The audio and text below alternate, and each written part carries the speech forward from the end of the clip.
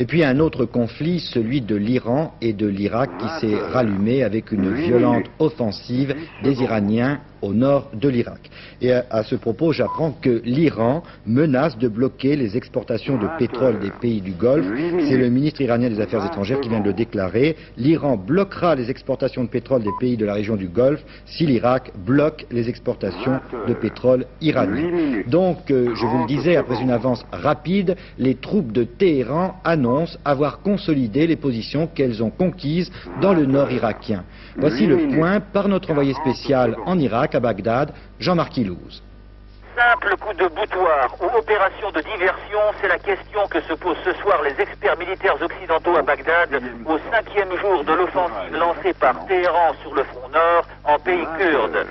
Bagdad affirme ce soir avoir presque complètement repoussé l'assaillant iranien, exposé au pilonnage d'une aviation irakienne qui a effectué aujourd'hui près de 200 missions d'attaque. Mais l'Irak ne dit pas un mot des 6 positions de crête que Téhéran annonce avoir conquises. Mais, en se portant à l'écoute d'une source généralement bien informée, la radio turque, on apprend 2 choses. D'abord, offensive et contre-offensive dans le nord aurait fait plusieurs milliers de morts de chaque côté, 8000 au total.